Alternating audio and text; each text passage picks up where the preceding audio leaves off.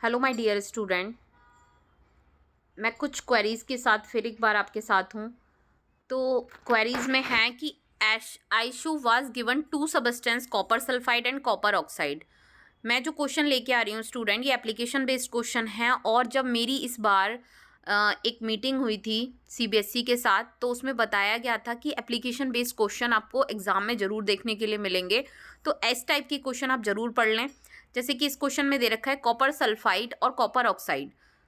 ठीक है, इनको हमें क्या करना है, टू ऑब्टेन कॉपर। इन दोनों से हमें कॉपर को ऑब्टेन करना है from these compound. She was able to extract. देखिए, लग तो रहा है लैंग्वेज वाला क्वेश्चन है, लेकिन वो सीधे सीधे क्वेश्चन है। ये बहुत ईजी क्वेश्चन है, मैं आपको बताऊं तो। कह रहा है she were able to extract copper successfully. उसने ईजिली क्या निकाल लिया, कॉपर निकाल लिया। Illustrate with the help of chemical equation how Aishu might have completed the activity. अब ये जो ऐशू बंदी है, कैसे उस रिएक्शन की हेल्प से ये चीज़ को प्रूफ करेगी। तो चलिए आप भी समझ लें कैसे इसको प्रूफ करना है।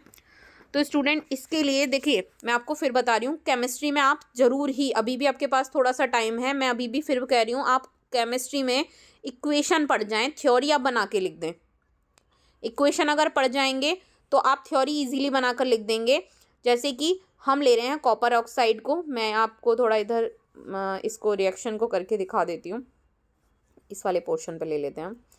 जैसे कि हमने ले लिया है कॉपर ऑक्साइड 2Cu2 और O, ये कॉपर ऑक्साइड, और इसकी रिएक्शन मैं करा रही हूँ कॉपर सल्फाइड के साथ। एक सेकेंड, 2 आपको इसे यहाँ से हटा के ये लिख देते हैं कॉपर सल्फाइड। जब इन दोनों को हम गिव्स से, मैं यहाँ नीचे इसको शो कर रही हूँ, आप सामने लिखे हैं पेपर में। तो देखिए स्टूडेंट, यहाँ कितना नंबर है कॉपर का, बैलेंसिंग में भी आ जाता है कई बार क्वेश्चन, और डायरेक्ट भी पूछ लेता है। कॉपर का नंबर है 2 × 4 और 2 ये आपको दे रखा है, कितना दे रखा है, 6 हो गया। टोटल नंबर अगर हम काउंट करें दोनों साइड में मिला के तो 6 हो गया कॉपर का। तो हम डायरेक्ट लिख देते हैं 6 कॉपर। तो कॉपर ही तो ऑब्टेन हो रहा है, साथ में बच गया क्या, 2 मॉलिक्यूल ऑक्सीजन के, 1 मॉलिक्यूल सल्फर का। तो डायरेक्ट लिख दो, क्या बच जाएगा, SO2।